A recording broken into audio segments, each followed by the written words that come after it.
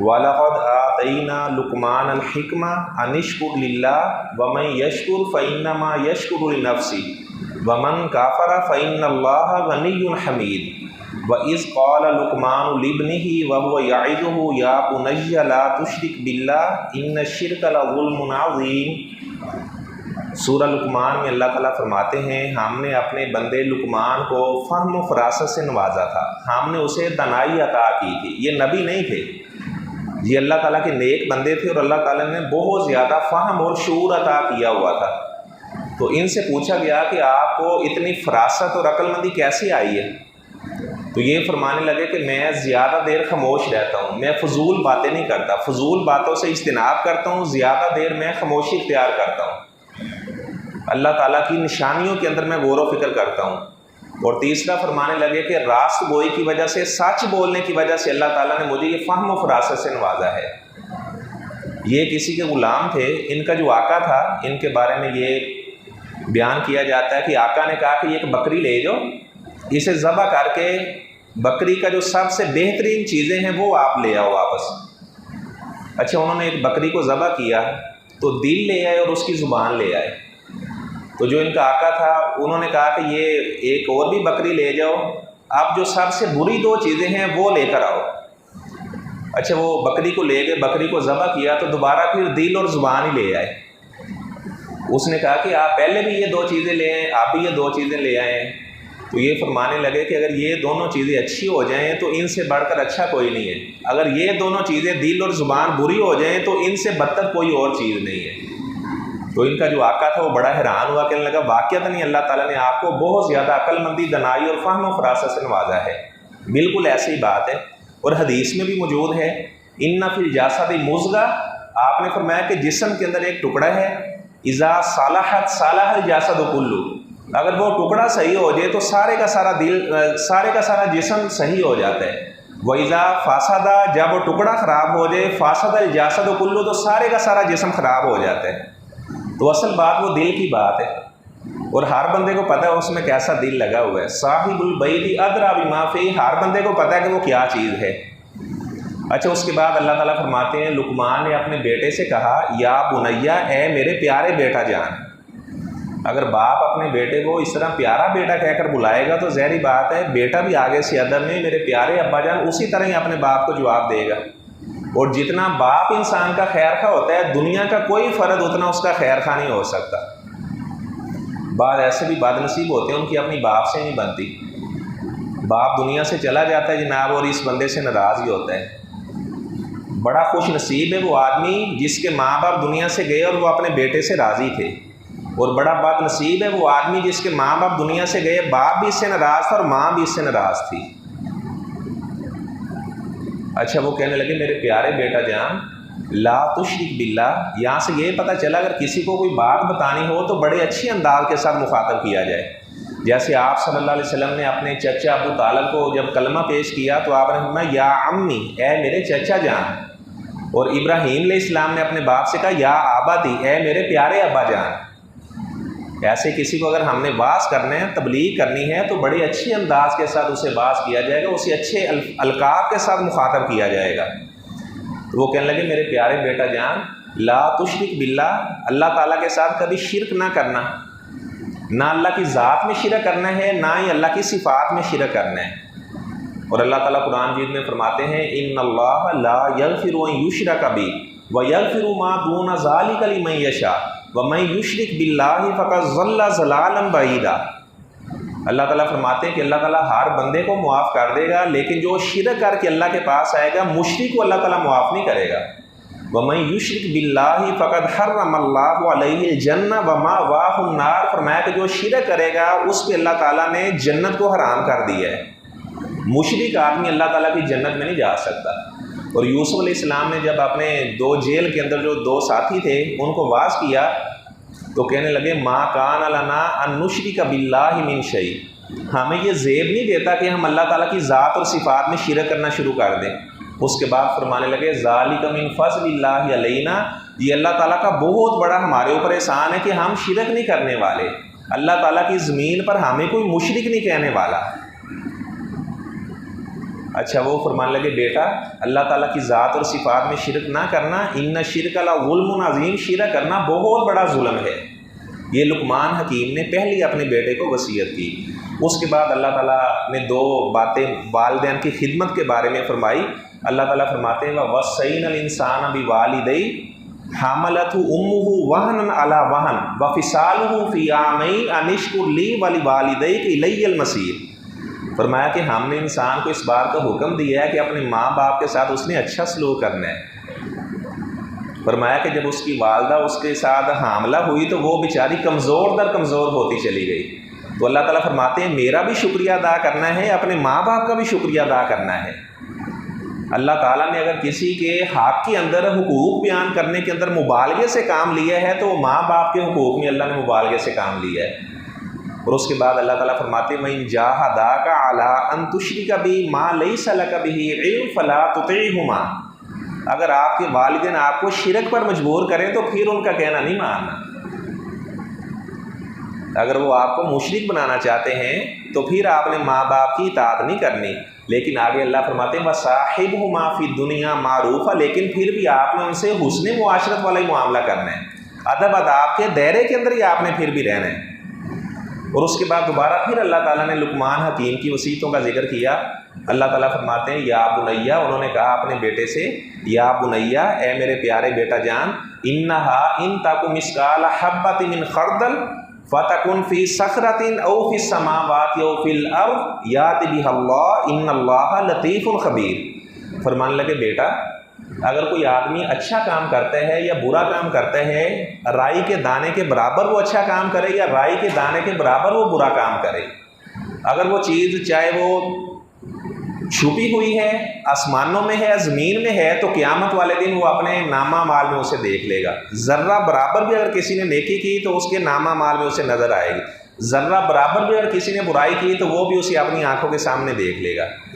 اور فرمانے لگے بیٹا آپ نے اپنے آپ کو برائیوں سے بچانا ہے، زیادہ سے زیادہ نیک اعمال کرنے ہیں۔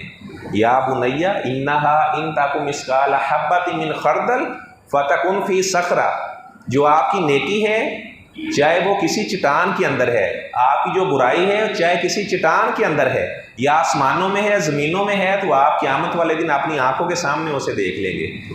اگر کوئی آدمی چھپ کر بھی گناہ کرتا ہے تو ایک دن آتا ہے کہ اس کے گناہ کا پول کھل جاتا ہے، اور جو آدمی چھپ کر نیکی کرتا ہے تو ایک وقت آتا ہے کہ اللہ اس کی نیکی بھی سر کے سامنے لوگوں کو بتا دیتے کہ فلاں بندہ بڑا نیک ہے، امانت دار ہے۔ اس کے بعد وہ اپنے بیٹے سے کہنے لگے یا بنیا اقیم الصلاۃ، اے میرے پیارے بیٹا جان آپ نے نماز قائم کرنی ہے۔ قیامت والے دن سب سے پہلے نماز کے بارے میں سوال کیا جائے گا۔ بعض ایسے لوگ ہیں وہ کہتے ہیں جی نمازیں تو دل کی ہوتی ہیں، مسجدوں میں جانے کی کیا ضرورت ہے؟ تو آپ صلی اللہ علیہ وسلم نے تو یہ درس نہیں دیا۔ آپ صلی اللہ علیہ وسلم سے پوچھا گیا کہ سب سے افضل عبادت کون سی ہے؟ فرمایا وقت کے اوپر نماز ادا کرنا، یہ سب سے بڑی نیکی اسے قرار دیا گیا ہے۔ اور جب کوئی آدمی نماز پڑھتا ہے تو اس کے چہرے پر اللہ تعالیٰ نور پیدا کر دیتے ہیں۔ فرائض کے ساتھ ساتھ نوافل کی بھی پابندی کرنا، اگر فرائض میں کمی کوتاہی ہوئی تو وہ نوافل کے ذریعے سے پوری کی جائے گی۔ اور آپ صلی اللہ علیہ وسلم نے فرمایا کہ جو دن اور رات میں 12 رکعات ادا کرتا ہے فرضوں کے علاوہ، آپ نے فرمایا بنا اللہ لہ بیتن فی الجنہ، تو اللہ تعالیٰ ایسے بندے کا جنت کے اندر محل تعمیر کرتے ہیں۔ پھر اس کی تفصیل بھی حدیث میں آئی ہے۔ تو خیر فرمانے لگے کہ آپ نے نماز قائم کرنی ہے، وَأْمُرْ بِالْمَعْرُوفِ لوگوں کو اچھی بات کا حکم دینا ہے، وَانْهَ عَنِ الْمُنْکَرِ برے کام سے منع کرنا ہے۔ لوگوں کو اچھی بات کا حکم دینا، برے کام سے منع کرنا۔ اگر کوئی آدمی برا کام کر رہا ہے تو حدیث میں یہ کہ اگر آپ اپنے ہاتھ سے اسے روک سکتے ہیں تو سب سے پہلا کام اپنے ہاتھ سے اسے منع کریں۔ اگر آپ اپنے ہاتھ سے نہیں روک سکتے فَبِلِسَانِ اپنی زبان کے ساتھ اسے منع کریں۔ اگر زبان سے بھی منع نہیں کر سکتے فَبِقَلْبِی تو دل میں ہی کم از کم برا سمجھ لیں، وَذَالِکَ أَضْعَفُ الْإِیمَانِ، اور یہ ایمان کا کمزور ترین درجہ ہے۔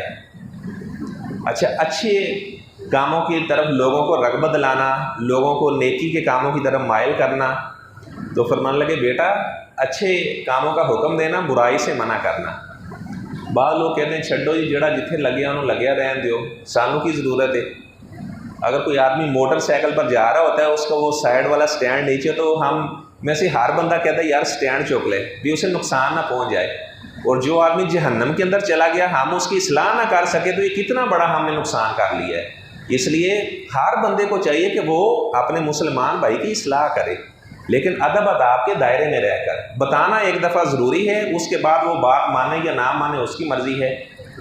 تو جس طرح کوئی آدمی جہاز میں بیٹھا ہو تو کوئی آدمی وہ جہاز کے اندر سوراخ کرنا شروع ہو جائے، بحری جہاز ہے یا اس طرح فضا کے اندر وہ کوئی جہاز کے اندر خرابی کرنا شروع ہو جائے، تو ہم کہ چل یار لگا ہے تو لگا رہنے دے، وہ خود بھی مرے گا، سارے کے سارے جہاز والے بھی مریں گے۔ اگر ہم اسے منع کریں گے تو خود بھی بچ جائیں گے، اسے بھی بچا لیں گے۔ تو اس کے بعد فرمان لگے بیٹا آقیمی الصلاۃ وامر بالمعروف ونہی عن المنکر، اور اس امت کو بھی اسی لیے افضل ترین قرار دیا گیا کہ ان کا وصف ہے کہ یہ اچھے کاموں کا حکم دیتے ہیں، برے کاموں سے منع کرتے ہیں۔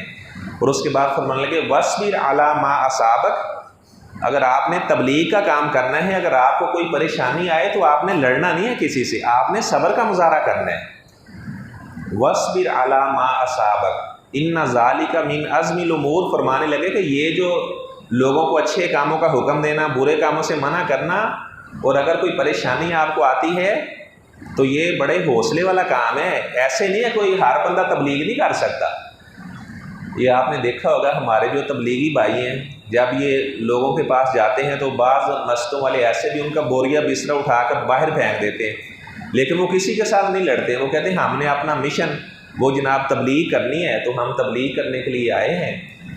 تو جہاں پر میں جمعہ پڑھاتا ہوں تو ایک تبلیغی بھائی وہ ہر جمعہ میرے پیچھے پڑھ رہا ہے 10-12 سال سے، تو میں نے انہیں کہا کہ یار آپ کے تو ماشاءاللہ بڑے اچھے اچھے خطیب ہیں، آپ ادھر جا کے جمعہ پڑھا کریں، آپ میرے پاس آتے ہیں۔